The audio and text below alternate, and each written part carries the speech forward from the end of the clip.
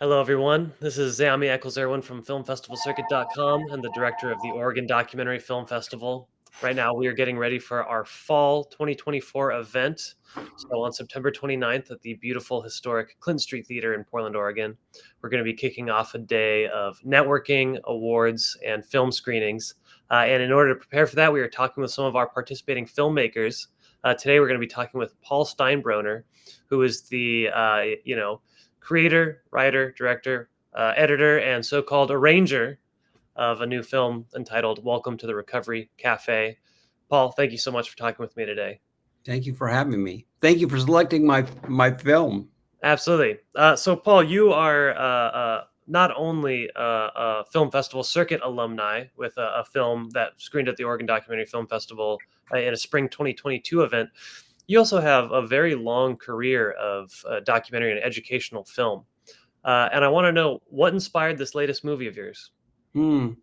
I think it was really need, and when I saw what they were doing at the Recovery Cafe, it was so amazing. It was so tender. It just kind of drew me in because the Recovery Cafe is a place where people who have no place else to go, they're in early recovery or they've got mental health problems. Where else are they going to go? Wandering the streets. This is a place where they can be recognized and appreciated. It's safe. It's sane.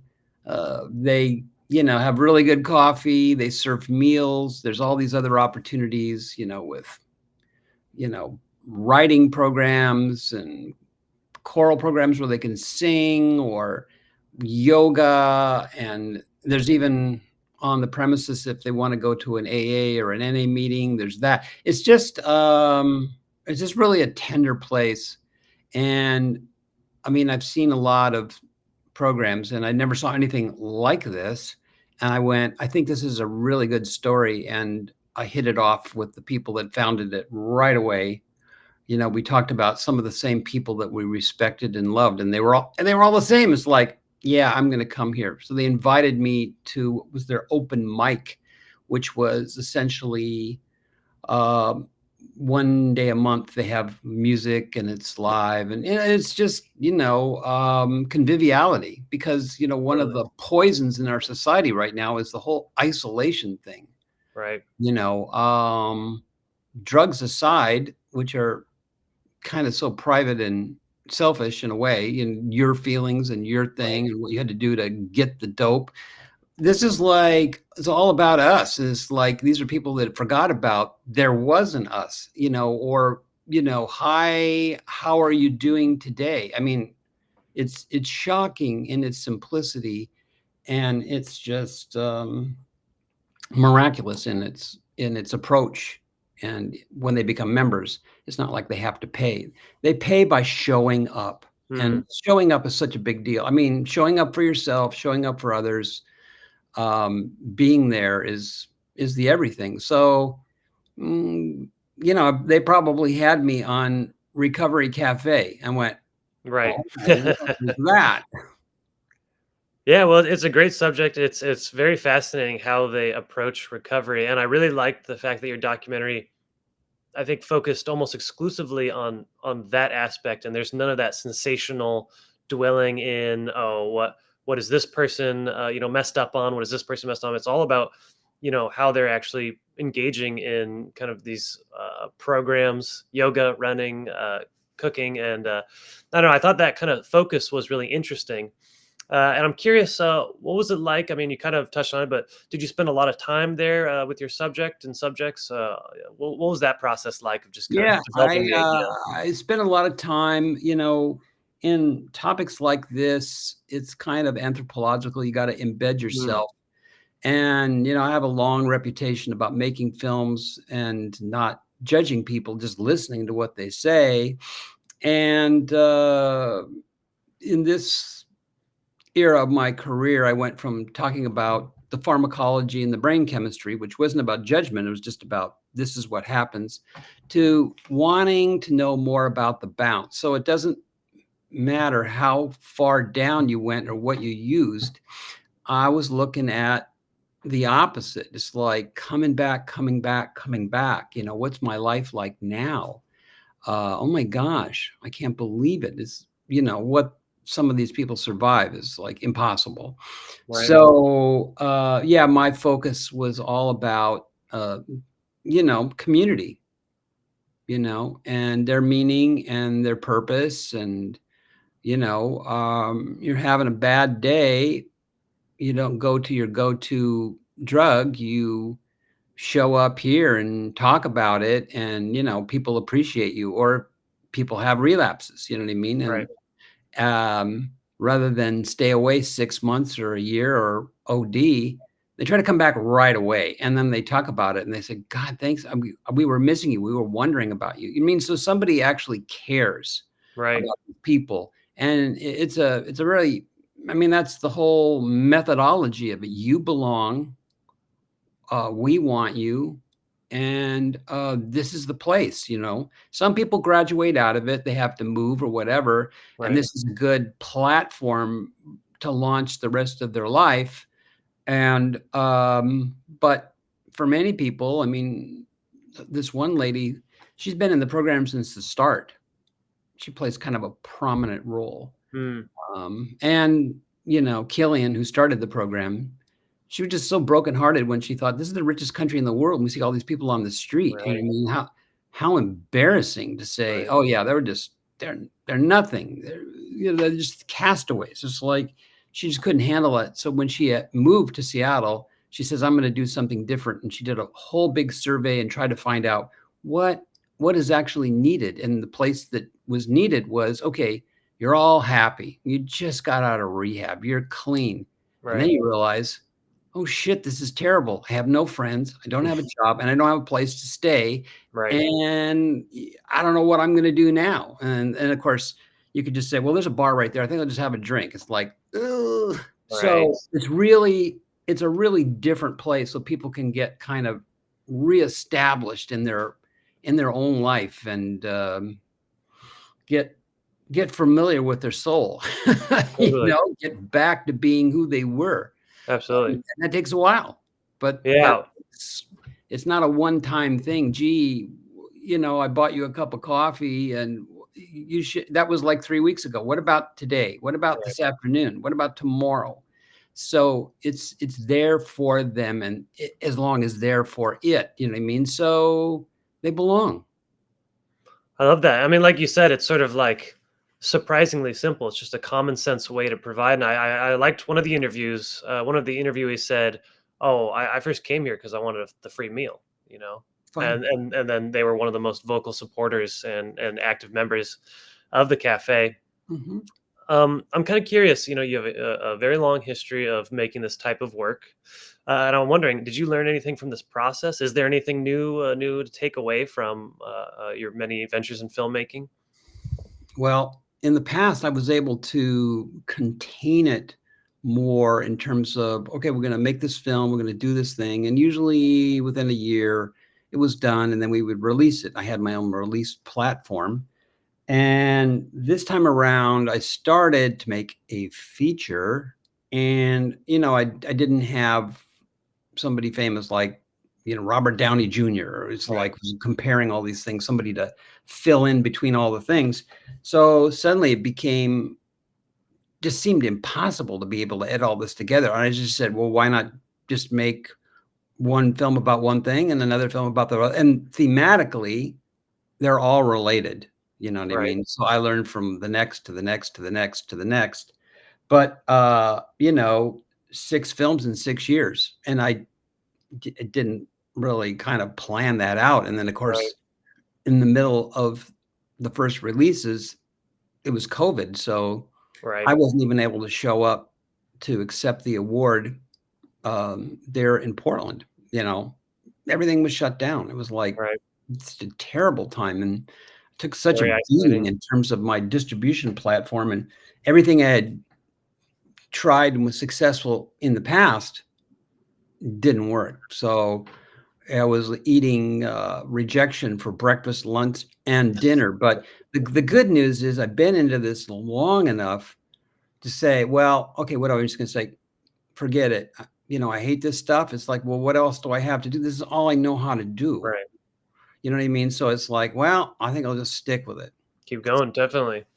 Yeah, I used to run, triathlons and marathons and distance stuff. It's like, yeah, when it gets hard, that's the time to like ramp it up because Right, other people will quit and then you end up being the only one there. It's like, but it's just been really, really tough. And of course, the whole distribution pattern is the problem is getting it out and letting people see it. And it's been hard for everybody. I mean, right, easy if you just want to put it on YouTube, but then still, who's going to see it? How do they exactly. know it's there? I mean, it's someplace, but it's no place where people, I mean, finding it under just a massive amount of stuff. So I've kind of amended my approach, and it's starting to pay off a little bit, you know. Excellent. And being Well, in a film festival doesn't hurt. yeah, right. 'Cause I heard there's $100,000 prize that I'm going to get. Exactly. Yeah, spread the word. No, but, it's interesting. I mean, definitely the way that people consume media and the way that films are put out has changed, greatly over the years. I'm kinda curious, I mean, I think you're sort of an expert in this way, what is the attitude towards, sort of drug media, drug content? Has that changed over the years? I think your first film is 1976.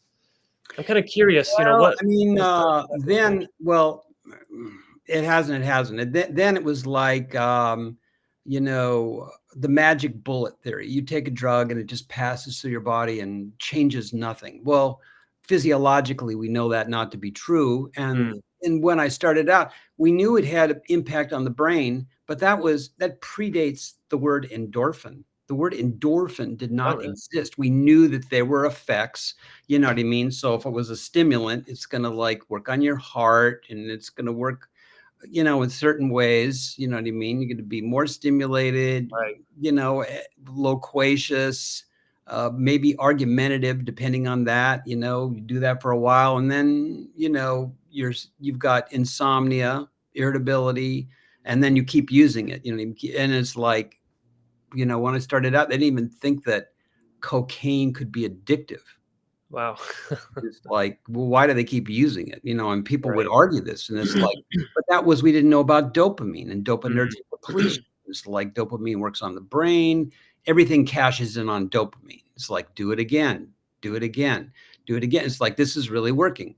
So, in terms of the knowledge of what it is one thing, but that doesn't really speak to the fact that people who might even know, they're totally informed, they just keep doing it anyway Right, because it's just kind of like part of their makeup. And, of course, there's, you know, heritable factors, right, your parents and grandparents and great grandparents genes that make you more or less susceptible to it, but you can push through that and you could be in terrible horrific conditions and stuff like that, which makes you more prone to like want to check out, or you just get exposed to the drug over a long period of time and you're there, and the brain does change.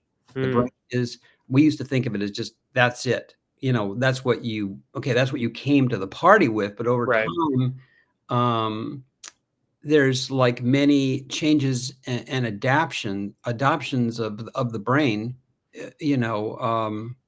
that happen over a period of time. So this is not about any of that. This is right. about, you show up in a situation that could potentially, um, give you hope, bring Right. you back to life, you know, get Well, I your love that. Maybe back that's the on the pony. conclusion. Maybe that's sort of a concluding, the new conclusion you come to over a long career of investigating neurochemistry, and you realize maybe at the end of the day, it's the human factor that's sort of preeminent with this type of stuff. I'm curious. Do you have another project in the works right now? Well, that's why I thought you were calling me. You were gonna fill me in on your screenplay. That's right. No, no, because I had a partner over we made like 50 films together. We worked on so many things, textbooks and everything, and he like died 10 years ago. Mm, And it was great. So I made one more film for the company that I founded, and then I left because there was nothing new and I had no partner. So right. I did these 6 by myself, and I loved doing it, but, you know, I really wanna work with a group. I Okay, don't want yeah. to have to do that because, well, there you have it. I made these films. It's about community and connection, and I just loved all that stuff, and then I looked, I go, "But where's my community? Where's my Right. connection? What am I?" So it's like, so I'm a little bit, reluctant to dive in on it, and I'd love to work with somebody on a project, but, Totally.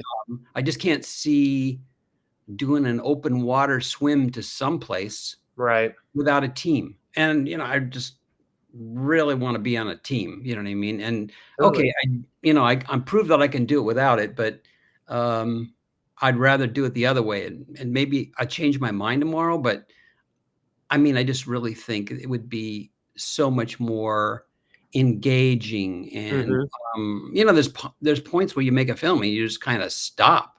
You Right. go, you have to figure it out.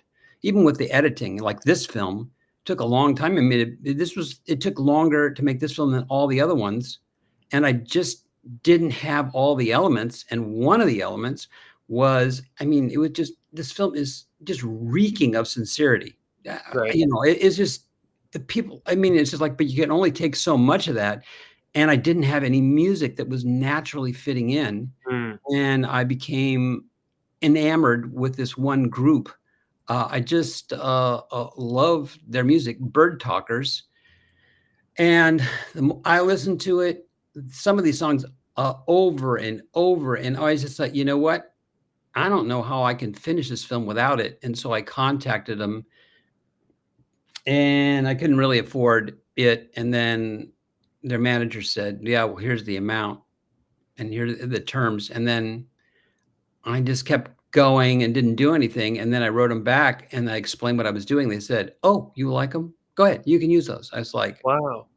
I mean, because then it allowed the film to flow into the next idea. Otherwise, it would Totally. be too much of an idea film, and not, I mean, there's lots of emotion in it, but it was stuck. It didn't flow, and I just couldn't figure out how to do it without it. And then I had to figure out how to finish it with it, which was really nice. And there was a couple of little Right. pieces towards the end. I go, I got to have that. You know what I mean? Mhm. So, uh, every film is a puzzle, and Totally. you can't just push it out the door until it's ready, ready, ready. So, I'd worked on it for a while, and it was just really great to be able to. And then I had a longer version, and then I went, I think it's gonna work better, it's slightly shorter, so I lopped off Mm, about 4 minutes. okay, I just oh, I just like it. I like it better, it just it has it what sticks out is more of the emotional mm, element and, Killian Noye's attachment to, what I mean, "This is what I do. This is my meaning in life. This is what right, I wanna do until the end of my life because, oh my god, look what it's doing." I mean, you can't buy a house or a car or a vacation that's gonna give you this level of, right, satisfaction, you know what I mean? And she's a pretty spiritual person. Not to say that, material things aren't satisfying, but they don't last that long, you know what I mean? right. And with this stuff could, you know what I mean, could have, ripple effects through generations. That's very interesting, and I love hearing about the process. I feel like that's the kinda inside stuff, all filmmakers need to be a little bit more aware of and kinda have an open conversation about that. I mean, it's fascinating to hear how, the music really topped it off, and, it sounds like you kind of did establish a bit of a community connection with the band and their, kind of interest in your work, and that's very cool to hear. Is there anything else you'd like to add about, Welcome to the Recovery Cafe? Well, I hope everybody comes out to your film festival to see it. I think it's really important. I sure wish they could have one of these in Portland. Yeah. I I think they Well, maybe probably this is the impetus to get one. really they could use it. I mean, and these things when I started, there was like 3 or 4 of them, and over time, they just started I mean, the idea completely took off, Mm, completely took off. And, you know, during COVID, which would be the time that you would think, well, that is as bleak as it gets, you know, right. people on the street using fentanyl and, you know, COVID too, oh my gosh. And, like, the state of Indiana put, like, Mm, a plan to have 15 of these. It's like and it wasn't the state, it was, like, people in Indiana that came right, together right. to work on it. I mean, in all of those areas, like, well, Indiana, Ohio, West Virginia, and, Kentucky. There's, like, a bullseye right around there. There's Mhm. none in West Virginia, but those other areas now all have been working on them. And listen, this is a lifesaver for some of these people. Absolutely. You know, it's so important to have community. You know what I mean? It gives them hope. It gives them context. It gives them opportunities. It keeps them, you know, active. They have a place to go when they wake up in the morning. They have things to Totally. look forward to. I mean, it's like, and the weird thing is, I mean, I talked to this lady. She was a doctor, and she's working there. She goes, wow. And for the volunteers, maybe we even get more out of it than they do because they have a different context for community rather than I'm your doctor, do this, da, da, da, da, da, da. Right, right. You go, thank you. And this was like, this is deeper. It's deeper Totally. because you can impact somebody's. She's the lady that ran the running group, you know, Okay, yeah. she's a, she's a GP, you know, and she just thinks, oh my gosh. And then I saw this lady who came in and ran a choir program, and, I was there, I was about to, like, leave and drive home, which was a 3-hour drive, and she walked in, she started doing that, and it's like, "Oh my god, I wanna stay," and I still had Yeah, this, you know, big drive, and, you know, right, I wanted to come back because I just went, "This is so much fun, I don't get to do this at home. right. This is great." You know, so people, I if they can recover some of who they were before all all this Mhm. happened to them, you know, they feel good about themselves and, you know, when they're out on the street and they see somebody, they could say, "Wow, what you know, you should check this out. You don't have to do this." I Right, mean, you know, you may need detox because you do have to do this, you know what I right. mean? But once that part is done, you get that behind you, you'll have some stability in your life. And, you know, The food landing is a really important part. I mean, people that stay up all night, you know, doing meth, you know, your day is ruined right, and your nutrition is terrible and it only gets worse every day. So this is a change of habit, you know, totally. and a good Well, one. I mean, it's such a valuable subject, and you're did a great job highlighting it. And I'm very excited to play this in Portland because there's a lot of conversation around what to do about recovery, what to do with Measure 110, and I think it's just so apt right now for people to see this. And I'm very excited to play it on September 29th at the Documentary Film Festival. Yeah, people are hungry for hope, Yeah, and absolutely. this is, one of those things that has that, and it's not namby-pamby fairy dust or whatever. Right. This is a real deal, and it really Paper. does work, you know? Yeah. Excellent. Well, Paul, thank you so much. Thank you Thank for you. another great film, and I can't Alright, wait to screen this. I'll see you in September. Excellent. I'm looking forward to it. Alright, thanks a lot.